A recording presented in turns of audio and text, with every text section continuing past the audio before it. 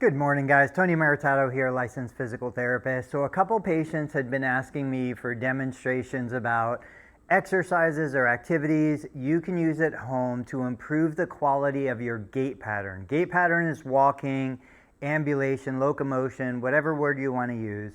And one of the things that happens after a total knee replacement is you've heard your therapist, I'm sure, say focus on heel contact to midfoot to toe off. We want to really work on that sequencing, and one of the best ways to do that at home, you can use a simple agility ladder, or you can use the tiles in your kitchen if you have a tile floor.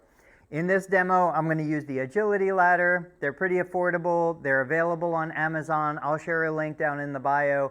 But basically, what I try to do, and I'll share some video clips of real patients who have had a knee replacement using the agility ladder to improve or normalize walking patterns.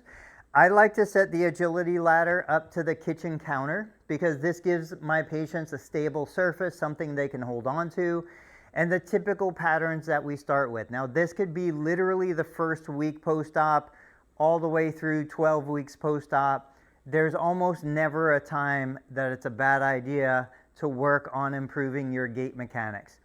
What I do is we start next to the kitchen counter. The surgical leg is the leg between the counter and my non-surgical leg. And all I'm going to do first is I'm going to practice stepping forward and back with the surgical leg. Now, this should be the easiest, most achievable version of the exercises that we're going to do because all of your weight is loaded on the non-surgical leg. Once I've done 10 or 15 steps forward, really feeling that heel contact to midfoot, then what I do is I take that surgical foot to the square behind me and the square in front of me. When I'm on the square in front of me, I go heel to midfoot. When I bring it back, I go toe to midfoot. And I would repeat this 10 to 15 times, just building the rhythm. Now it gets a little more difficult for level number 2. What I would do is I would turn around. This is still my surgical leg. And I would use my non-surgical leg to step forward into the box in front and back to the box behind. And the reason why stepping the non-surgical leg is a little more challenging is because now the surgical leg has to support my body weight. I still have the counter opposite side, so I've got stability, I've got a little bit of safety. If you want, you can grab inside the sink. That gives you kind of a handle in most cases. But I would repeat this 10 to 15 times. We're really just trying to build a little bit of rhythm. And then once you have that kind of down, you feel comfortable with it, that's when you're going to start walking through the agility ladder. So I would go surgical foot, heel contact, midfoot, toe off, non-surgical foot, surgical foot. The purpose of the agility ladder is to force a large enough stride so that if this is, let's say, 12 inches in front, when I do my surgical leg, I'm 12 inches also. It's a symmetrical gait, a symmetrical stepping pattern.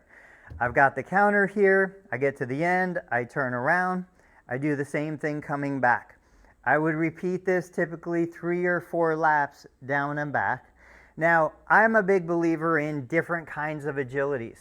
So you'll see my patients in my videos also do a sidestepping. We'll sidestep all the way down to one end of the counter.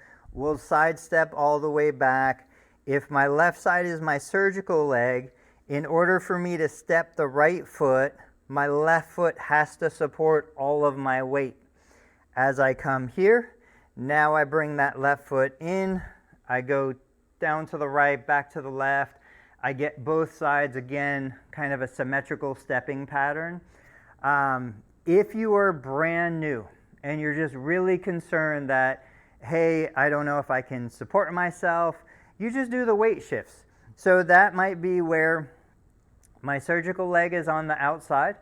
I shift forward and I shift back and I don't even step.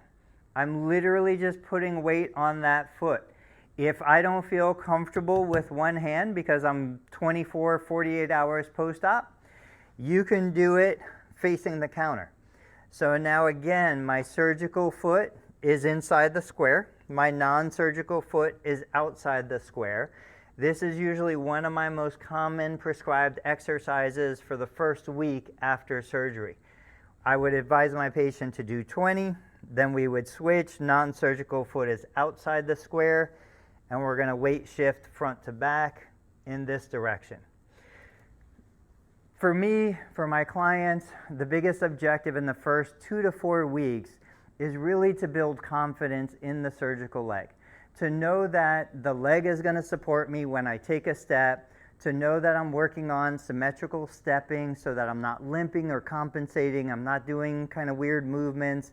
And if you find that no matter how much you try, you're still limping, part of that could be because maybe you don't have full knee extension, and your surgeon, your therapist, that's likely why they say that they want you to work on full knee extension as the top priority. Flexion will come. Bending the knee, that will always come. But getting that extension, I would argue, is a little more important just because it's going to help you to walk more normally. It's going to help you to position, maybe sleep more comfortably.